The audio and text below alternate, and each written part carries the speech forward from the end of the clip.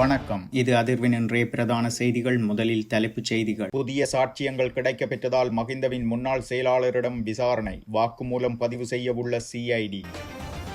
60 வருடத்திற்கு பின் கொழும்பில் நிகழப்போகும் மாற்றம், அனுரவை வாழ்த்தும் மக்கள். காலுறைக்குள் மறைத்து கொண்டுவர முயற்சித்த பொருள், விமான நிலைய ஊழியர் கைது. தனியார் நிறுவனம் ஒன்றின் 300 கோடி மோசடியை மறைத்த முன்னாள் ஜனாதிபதிகள், வெளியாகும் தகவல்கள். நாட்டு மக்களின் சிலரின் தவறான செயல், போலீசார் வெளியிட்ட அவசர அறிவிப்பு, இதுவரை 7000 முறைப்பாடுகள் பதிவு. இனப்படுகொலைக்கு ஜேவிபியும் பங்காளிகளே, மாறி மாறி முண்டு கொடுத்தவர்கள் இவர்களே, சுகாஸ் கண்டனம். இலங்கை தொடர்பான முக்கிய வரைவு தீர்மானம் 2 வாரங்களுக்குள் ஜெனீவாவில், புதைகுழி தளங்களை அடையாளம் காண்பது குறித்தும் வலியுறுத்து.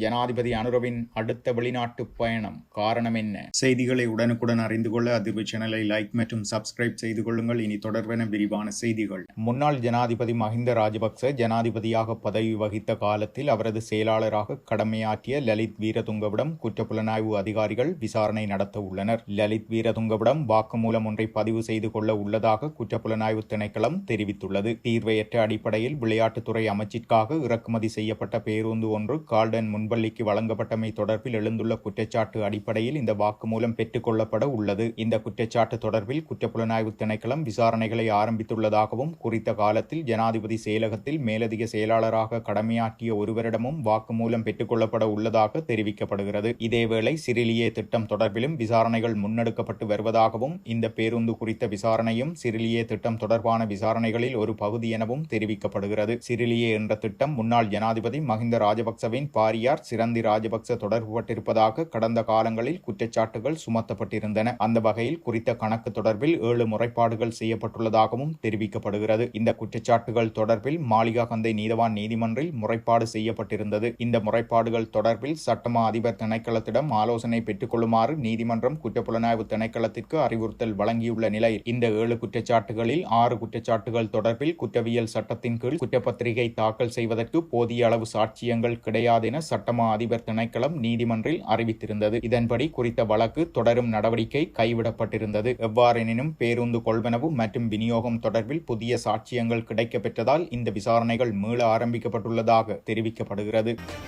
இலங்கை போக்குவரத்து சபையின் கொழும்பில் உள்ள மத்திய பேருந்து நிலையம் எதிர்வரும் 10 மாதங்களுக்கு புனரமைப்பு பணிகள் காரணமாக மூடப்படும் என அறிவிக்கப்பட்டுள்ளது. அரசாங்கத்தின் கிளீன் ஸ்ரீலங்கா திட்டத்தின் மூலம் இந்த புதுப்பித்தல் பணிகள் இடம்பெற உள்ளதாகவும் தெரிவிக்கப்பட்டுள்ளது. இதற்காக கிளீன் ஸ்ரீலங்கா வேலை திட்டத்தின் கீழ் கிட்டத்தட்ட 540 மில்லியன் ரூபாய் ஒதுக்கப்பட்டுள்ளதாகவும், இது 1 வருடத்திற்குள் முடிக்கப்படும் என்றும் குறிப்பிடப்பட்டுள்ளது. இந்த நிலையில் அனுர அரசாங்கத்தின் இந்த முயற்சிகள் குறித்து மக்கள் வாழ்த்துக்கள் தெரிவித்து வருகின்றனர். இதேவேளை ஜனாதிபதி குறித்த மேலும் ஒரு செய்தி, ஜனாதிபதி அனுரகுமார் திசாநாயக்க எதிர்வரும் 22ஆம் திகதி அமெரிக்காவுக்கு விஜயம் செய்ய உள்ளார் என தெரிவிக்கப்பட்டுள்ளது. ஐக்கிய நாடுகள் பொதுச்சபை அமர்வில் பங்கேற்பதற்காக அவர் அமெரிக்கா பயணிக்க உள்ளார். இந்த விஜயத்தின் போது ஜனாதிபதி பல நாட்டு தலைவர்களுடனும் இருதரப்பு பேச்சுவார்த்தைகளை நடத்த உள்ளதாக தெரிவிக்கப்படுகிறது. மேலும் ஐக்கிய நாடுகள் சபையின் பொதுச் செயலாளர் அண்டோனியோ குட்டெரஸையும் ஜனாதிபதி சந்திக்க உள்ளார். அமெரிக்க விஜயத்தை அடுத்து ஜப்பான் அரசாங்கத்தின் அழைப்பின் பேரில் ஜனாதிபதி இம்மாதம் 26ஆம் திகதி ஜப்பானுக்கு விஜயம் மேற்கொள்ள உள்ளமை குறிப்பிடத்தக்கது. பண்டார்நாயக்க சர்வதேச விமான நிலையத்தில் விமான நிலையம் மற்றும் விமான சேவைகள் ஊழியர் ஒருவர் 210 மில்லியன் ரூபாய்க்கும் அதிகமான மதிப்புள்ள தங்க பிஸ்கட்டுகளை கடத்த முயன்றபோது கைது செய்யப்பட்டுள்ளதாக இலங்கை சுங்கத்துறை தெரிவித்துள்ளது. 54 வயதான அந்த நபர் 5.94 கிலோ எடையுள்ள 24 கேரட் தங்க பிஸ்கட்டுகளை வைத்திருந்த போது பண்டார்நாயக்க சர்வதேச விமான நிலையத்தின் ஊழியர்கள் வெளியேறும் வாயிலில் கைது செய்யப்பட்டுள்ளார். குறித்த ஊழியர் 51 தங்க பிஸ்கட்டுகளை 2 கால்களின் காலுறைக்குள் மறைத்து வைத்து ஊழியர்களுக்கான வெளியேறும் வாயில் வழியாக கடத்த முயன்றதாக தெரிவிக்கப்பட்டுள்ளது. இது தொடர்பான மேலதிக விசாரணைகளை சுங்க திணைக்களம் முன்னெடுத்து வருகின்றது. மாகம்புர துறைமுக முகாமைத்துவ தனியார் நிறுவனம் தரமற்ற எண்ணெயை கொள்வனவு செய்ததன் மூலமாக ஏற்பட்ட 300 கோடிக்கும் மேலதிகமான நட்டத்தை முன்னாள் ஜனாதிபதிகள் 3 மறைத்துள்ளதாக குற்றம் சுமத்தப்பட்டுள்ளது. மாகும்பர துறைமுக முகாமைத்துவ தனியார் நிறுவனம் இலங்கை துறைமுக அதிகார சபையால் நிறுவப்பட்டதாகும். 2014ஆம் ஆண்டில் மாகும்பர துறைமுக முகாமைத்துவ தனியார் நிறுவனம் தரமற்ற எண்ணெயை கொள்வனவு செய்ததன் மூலம் துறைமுக அதிகார சபைக்கு 24 மில்லியன் அமெரிக்க டாலர்களை, அதாவது 300 கோடிக்கும் அதிகமாக நட்டம் ஏற்பட்டுள்ளதாக பொது நிறுவனங்கள் குழுவில் கண்டறியப்பட்டுள்ளது. இந்நிலையில் சம்பவம் நடந்து 10 ஆண்டுகளுக்கு பிறகு கடந்த ஜனாதிபதி தேர்தலுக்கு அண்மைய காலத்தில் இந்த தரமற்ற எண்ணெயை கொள்வனவு செய்ததற்கு எதிராக துறைமுக அதிகார சபை லஞ்சம் ஊழல் குற்றச்சாட்டுகளை விசாரிக்கும் ஆணைக்குழுவில் முறைப்பாடு செய்துள்ளதாக பொது நிறுவனங்கள் குழு உறுதிப்படுத்தியது. அதன்படி குறித்த முறைப்பாடு ஆகஸ்ட் 2024 செய்யப்பட்டுள்ளது. கொள்வனவு செய்யப்பட்ட எண்ணெய்க்கான பணம் துறைமுக அதிகார சபை வழங்கிய உத்தரவாதத்திற்கு அமைய ஒரு தனியார் வங்கி வழங்கிய கடனின் மூலம் மாகும்பர துறைமுக முகாமைத்துவ தனியார் நிறுவனம் செலுத்தியுள்ளது. வழங்கப்பட்ட தகவலின்படி குறித்த நிறுவனம் அந்த கடனில் 18.4 மில்லியன் அமெரிக்க டாலர்களை இன்னும் மீள செலுத்தவில்லை. இது தொடர்பாக சம்பந்தப்பட்ட வங்கி கடந்த 2019 ஆண்டு மாகும்பர துறைமுக முகாமைத்துவ நிறுவனம் மற்றும் இலங்கை துறைமுக அதிகார சபைக்கு எதிராக வழக்கு தாக்கல் செய்துள்ளதாக கோப் குழுவின் தலைவர் நிசாந்த சமரவீர தெரிவித்தார். ஹம்பாந்தோட்டை துறைமுகத்திற்கு எரிபொருள் விநியோகிக்கும் நடவடிக்கைகளை செய்துள்ளது. இந்த தரம் குறைந்த எண்ணெய் கொள்முதல்கள் அந்த அனுமதி பத்திரத்தை பயன்படுத்தி செய்யப்பட்டதாகும். குறித்த எரிபொருள் மோசடி தொடர்பில் 3 முன்னாள் ஜனாதிபதிகளும் மறைத்துள்ளதாகவே கூறப்படுகிறது.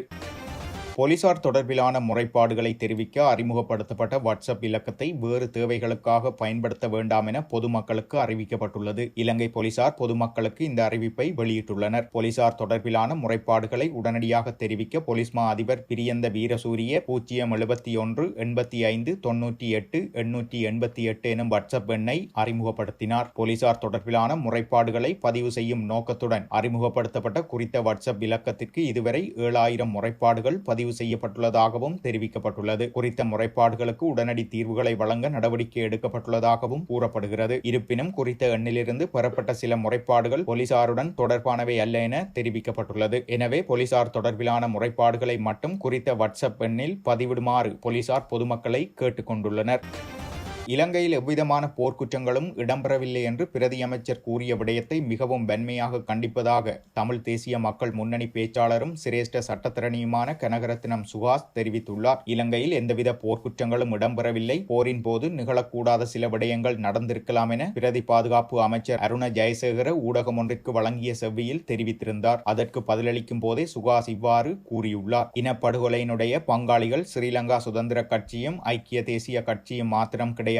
பிரதி அமைச்சர் சார்ந்த JVP இதற்கு பதில் சொல்ல வேண்டும். ஏனென்றால் யுத்த காலத்தில் ஆட்சியில் இருந்த அரசாங்கங்கள் அனைத்திற்கும் மாறி மாறி முண்டு கொடுத்தவர்கள் இந்த JVPயினர். அவர்களுடைய ஆட்சியை பலப்படுத்துவதற்கான ஆதரவை JVP வழங்கி இருந்தது. இவர்களும் ஆட்சியாளர்களுடைய பங்காளிகளாக இருந்து இனப்படுகொலைக்காக பங்காற்றியவர்கள்தான். இனப்படுகொலைக்கு பொறுப்பு கூற வேண்டிய கடப்பாடு JVPக்கும் இருக்கிறதென அவர் தெரிவித்துள்ளார்.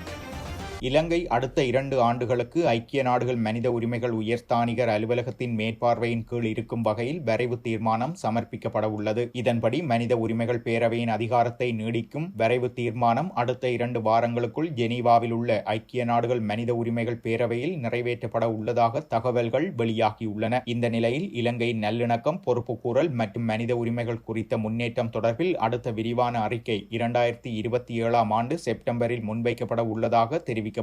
இந்த திட்டம் இலங்கையில் மனித உரிமைகள் அல்லது சர்வதேச மனிதாபிமான சட்டத்தின் கடுமையான மீறல்களுக்கான எதிர்கால பொறுப்புக்கூறல் செயல்முறைகளுக்கான சாத்தியமான உத்திகளை உருவாக்குவதற்கு உதவும் என்று எதிர்பார்க்கப்படுகிறது. இத்துடன் செய்திகள் நிறைவடைகின்றன. மறக்காமல் அதிர்வு சேனலை லைக் மற்றும் சப்ஸ்கிரைப் செய்து கொள்ளுங்கள்.